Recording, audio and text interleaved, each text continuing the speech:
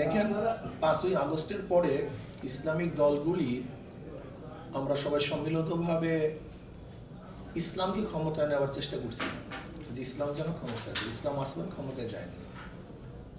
Secularism গেছে, গণতন্ত্র democracy গেছে, কিন্তু ইসলাম ক্ষমতায় যায়নি।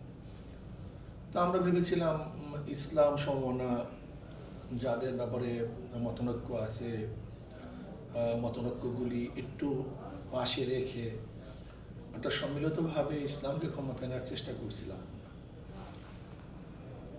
কিন্তু হতে পারে আমাদের মধ্যে কেউ মনে করছে ইসলামকে ব্যবহার করে বা আমাদেরকে ব্যবহার করে এককভাবে তারা ক্ষমতায় যাবে, এরকম একটা চিন্তা ভাবনা আমি অনেকের মধ্যেই আমরা পরিলক্ষণ করতেছি।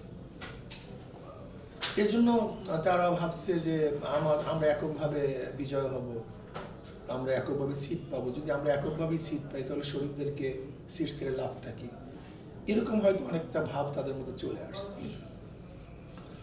অথচ আমাদের মূল নীতি ছিল যে আসলে কেউ কারোর সাথে জোট করিনি, এটা অ্যালায়েন্স করছিলাম। কেউ কাউকে আবদারও করবো না সিট। আমরা সম্মিলিতভাবে যতগুলি দল থাকব তারা অবজারভেশন করবে, তারা মনিটরিং করবে, যেখানে যার অবস্থান ভালো, সংখ্যা না সেখানেই সে নির্বাচন করবে।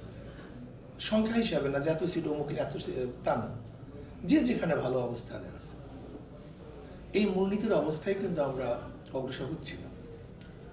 কিন্তু দেখা যায় আমাদের মধ্যে যাদেরকে আমরা নিয়ে আসছি তারা হয়তো বা বেশি প্রেশার ক্রিয়েট করতেছে যে আমরা এত সিটে নির্বাচন করি। এমনকি আমাদের আমিরের সিট পর্যন্ত তারা নির্বাচন অংশগ্রহণ করছে। খোদ বরিশাল পাস আজকে তারা নমিনেশন সাবমিট করছে জামাত। যেখানে দেখা যায় অন্য এই যে এলডিপির যে আমাদের এখানে আসছে তার সিটে গিয়ে আমি নমিনেশন সাবমিট করবো। এনসিপি যদি আমাদের সাথে আসে তাহলে নমিনেশন তার যে প্রধান থাকবে নমিনেশন সাবমিট করবো। অথচ খোদ আমিরের সিট তারা ছাড়তে চায় না, এই পর্যন্ত তাদের উদ্যুত্ত পুষছে। তা আসলে তারা ইসলামকে ক্ষমতা নিতে চায় না, আমার মনে হয় যে এটা, এবং এটা রাখতেও চায় না। এরা হয়তো আমাদেরকে ইসলামকে ব্যবহার করে তারা হয়তো বা ক্ষমতায় যাওয়ার একটা আমাদেরকে সিঁড়ি হিসেবে ব্যবহার করতে চায়। তো এটা তো হবে না। আমরা ইসলামকে ক্ষমতা নিতে চাই, আমরা তো কোনো ব্যক্তি বা কোনো পার্টিকে আমাদেরকে ব্যবহার করে ক্ষমতা নেওয়ার জন্য জোট করা হয়নি।